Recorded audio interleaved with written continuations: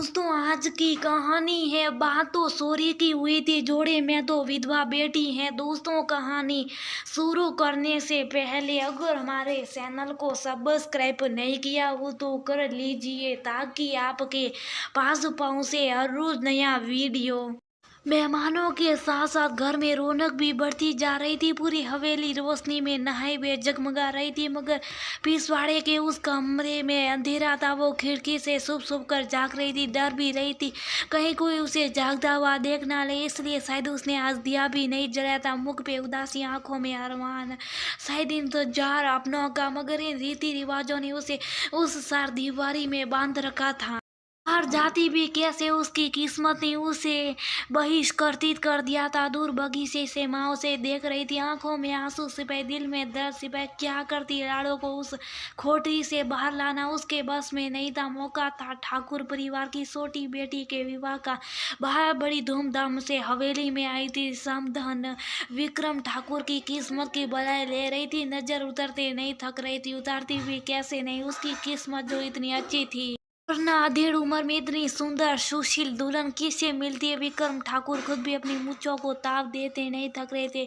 घोड़ी से उतर आकर तो यूं ही रहे थे मानो कई जंग जीत कर आयो। सर के आधे बाल गायब तो निकली हुई, फिर भी अंदाज ऐसा कि जैसे कोई 20-25 साल का बाका नौजवान हो। रिश्तेदार भी तो बस संतरा की किस्मत की तारीफ कर रहे थे। उसकी आंखों का दर्द, उसके चेहरे पे साई मायूसी किसी को दिखाई नहीं दे रही थी। अभी 17 बरस की तो थी वो मायूसी जो कल गुड्डे गुड़ियों के खेल में गुड़िया की शादी कर दूल्हे संग विदा करती थी। वो आज खुद की दुल्हन बनकर अपने जीवन साथी का इंतजार कर रही थी। बस फर्क सिर्फ इतना था कि उसका दूल्हा उसके सपनों के राजकुमार सा सुकुमार नहीं था। मगर कहती भी किया, ठाकुर साहब के आगे किसी की चलती भी कहाँ थी। जो कह दिया सो कह दिया, उसके सब पत्थर की लकीर हुआ करते थे। ऐसा नहीं कि संध्रा ने विरोध नहीं किया बहुत रोगिड़ियों के, मगर उसकी एक नस्ली शायद विक्रम ठाकुर की शानो शौकत ने उन्हें अंधा कर दिया था। ऊपर से कोई दहेज नहीं, इससे बेहतर रिश्ता मिल ही कहाँ सकता था। और फिर लड़की का क्या सब, जिस भी खूंटे से बांध दो जिंदगी तो गुजारनी है। ठाकुर साहब हमेशा कहते, आखिर अपनी बीवी के प्रति भी उनका यही रवैया तो था। फिलहाल संध्रा और उसकी सखिया शुभ साफ अंदर कमरे में बैठ उसके बुलावे का इंतजार कर रही थी। बाहर मेहमानों में एक अंशाई बिन बुलाई मेहमान अंदर आई। उसे देखती ठाकुर साहब का खून खोल उठा, मगर क्या करे, कुछ कर नहीं सकते थे। वो पास वाले जिले की जिला अधीक्षक जो थी, आगे पीछे बंदूकधारी आकर्षक और ऊपर से सरकारी अफसरों की फौज, साथ में पुलिस अफसर पति मन मारकर ठाकुर जी ने उसका स्वागत किया। ध्यान न देते हुए वो सिद्धू ठाकुर वाइन के कमरे की ओर बढ़ी। भाभी ये सब क्या हो रहा है? संध्रा तो अभी बालिग भी नहीं, ये कैसा मेल और शक्ति कहाँ है, कहीं दिखाई नहीं दे रही। ठाकुर आइन गोडरी की ओर इशारा किया। उस खिड़की में से झांकती हुई एक बार सही सी दुर्गा को देखी, बिखरे बाल, अंदर धसी हुई आंखें, एकदम पतला शरीर और फूटा पुराना लिबास। पल के लिए तो दुर्गा जैसी निडर अपच भी संध्रा की, फिर होश संभाल कर बोली, ये सब कब हुआ और भैया इतने निर्दय हो गए कि अपनी जिगर के टुकड़े को इस हाल में छोड़ दिया। आंखों में आंसू लिए ठाकुर राय ने दुर्गा को बताया, दुर्गा तुम्हारे यहाँ से जाने के पश्चात सीखी तेजा पर तुम्हारे भैया की गाज गिरी। उन्होंने फौरन उसके विवाह का फैसला कर लिया। तुम्हारे यहाँ से जाने के एक ही महीने के भीतर पास के गांव में ठाकुर रणवीर के इकलौते बेटे से धूमधाम से उसका विवाह करवा दिया। उन लोगों ने भी कि जिसकी बहन ही भाग गई है उसकी बेटी का क्या चरित्र होगा, ऐसा लालसन लगाकर खूब दहेज वसूला।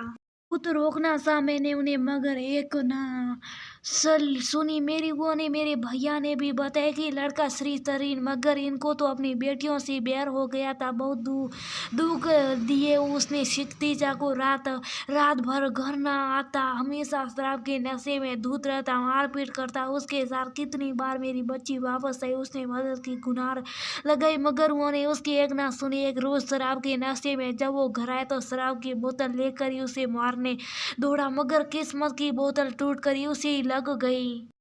वो तो चला गया मगर सिकतीजा के लिए मुसीबतों का पहाड़ छोड़ गया। ससुराल वालों ने मनुष्य कहकर बेघर कर दिया तो उसके अपनों ने उसे विधवा होने की सजा उसके कोठरी में बंद करके दे दी। तब से वो वहीं रहती हैं।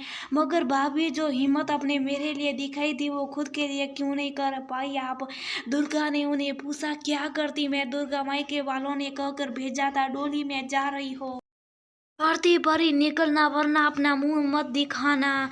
तो क्या करती? भगवान ने बेटा नहीं दिया तो वो भी दोस्त मेरे ही सर पर था, इसलिए कभी विरोधी नहीं कर पाई। मगर उस रात जब तुम सिर्फ आगे पढ़ने की भीख मांग रही थी इन लोगों के सामने तो मुझे अपने सपने कुचलते हुए दिखे। न जाने कहाँ से हिम्मत आकी तुम्हारा साथ देने की। उस रात को सबके सोने के बाद तुम्हें यहाँ से भगा दिया। नहीं चाहती थी कि तुम भी सपनों की आरती ढोती फिरो। हालांकि किसी को ये तो नहीं पता चला कि तुम्हारे यहाँ से जाने में मेरा हाथे पर गुस्सा सिकतीजा पर उतरा और उसकी शादी कर दी गई।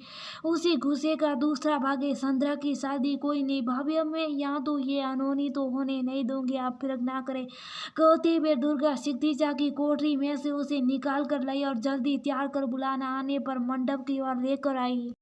ठाकुर बहन घबरा रही थी मगर दुर्गा बोली, आप चिंता ना करें भाभी, मैं दोनों के साथ कुछ भी गलत नहीं होने दूंगी। देखती संवेदनशील ये क्या ठाकुर, बात तो चोरी की हुई थी। तुम धोखा देकर अपनी मनुष्य विधवा बेटी मेरे बेटे के मत्थे मर रही हो। इससे पहले कि ठाकुर कुछ पाता दुर्गा बोली, तो आपका बेटा कौन सा कुमार है? वो भी तो विधुर है, साथ ही 2 बच्चों का बाप है। तो हमारी लड़की ये कौन सा ग्रहण लग गया? अगर उसको पहले पति नहीं रहे, आपके बेटे की तरह उसे भी अपना जीवन फिर से शुरू करने का हक है।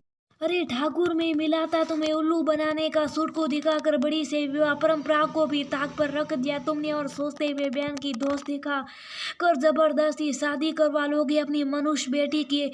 अरे अरे आप गलत समझ रहे। दुर्गा बोली, कोई जोर जबरदस्ती नहीं और घर बार पर परंपरा की तो वो तो आपके लिए भी होनी चाहिए। आप क्यों दूसरी बार वैवाहिक सुखी जीवन का आनंद लेना चाहते हैं? वो भी खुद से आधी उम्र की लड़की के साथ क्यों उसका जीवन बर्बाद करे? बस बहुत हुआ ठाकुर, बहुत बोल दिया। तुम्हारी बहन ने अब फैसला होगा। कहते हुए विक्रम ठाकुर ने बंदूक तान दी और संतरा को मंडप ले जाने का हुक्म फरमाया। ठाकुर ने ठाकुरान की ओर घूर कर देखा मगर आज वो चुप रहने वाली नहीं थी। अब तो दुर्गा भी उसके साथ थी। उसने आगे बढ़कर दुर्गा के पति और उसके जिले के पुलिस अधीक्षक के सामने बयान दे दिया कि उसकी नाबालिग बेटी का उसकी मर्जी के खिलाफ रिश्ता किया जा रहा। ठाकुर ने भी उसे खींचकर नंदा ले जाने की कोशिश की मगर दुर्गा तैयार थी। उसके साथी अफसरों ने तुरंत ठाकुर को पकड़ लिया। हवेली के बाहर पुलिस फोर्स भी तैनात थी क्योंकि दुर्गा को पहले से ही अंदेशा था कि ये लोग गोलियां चला सकते। उसने विक्रम ठाकुर को गिरफ्तार करवा दिया और ठाकुर साहब को भी अपनी पत्नी को वर्षों से प्रताड़ित करने के आरोप में गिरफ्तार कर दिया गया। वो बस उसे घूरने के अलावा कुछ नहीं कर पाई। विक्रम ठाकुर की अकड़ मगर अब भी नहीं गई थी। जाते जाते भी देख लूंगा तुझे मैं धमकी देते हुए गए। तुम्हारा बहुत रक्षा की इस ईरान से मेरा वरना मौत से भूबतर जिंदगी हो जाती। लाडो की ठाकुर रानी ने ना कहा, भाई आपकी हिम्मत है अपनी बेटियों को बचाने की जो संपल हुई है, वरना ना आप कल रात मुझे फोन करती ना मुझे पता चलता कि यहाँ ऐसी अनहोनी होने वाली है।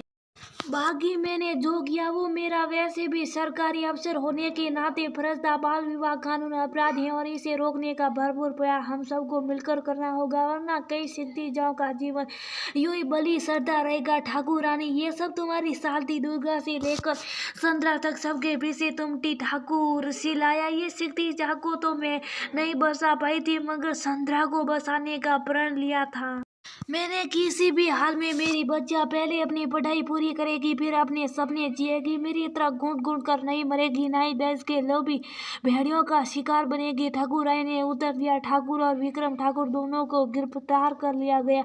भाभी तुम जैसी हिम्मत वाली घर माँ हो तो बेटियों का कोई कुछ भी नहीं बिगाड़ सकता। ना उस रात अपने सभी धन के गहने ले देकर आप मुझे इस जहनुम से निकालती, ना मैं शहर जाकर आगे की पढ़ाई कर आज एक होनहार अफसर बन पाती।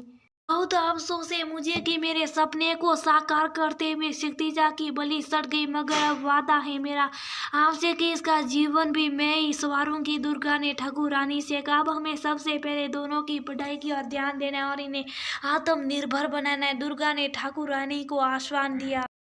दोस्तों, आज भी बाल विवाह जैसी प्रथाएं हमारे समाज में प्रचलित है। लड़की को इंसान नहीं बल्कि भेड़ बकरी समझ बस किसी खूंटे से बांधने की सोच से समाज के एक तबके की बेटी बचाओ बेटी पढ़ाओ आंदोलन हमें अपने घर से शुरू करना होगा। और हाँ, हर माँ को ठाकुरानी से प्रेरणा लेते हुए बहन बेटी ननद भाभी हर रिश्ते के लिए खुद ही खड़ा होना पड़ेगा, तभी तो बेटियों का भविष्य सुरक्षित हो पाएगा। चलिए साथ मिलकर अपनी बेटियों का सुखद और सुरक्षित भविष्य सुनिश्चित करें।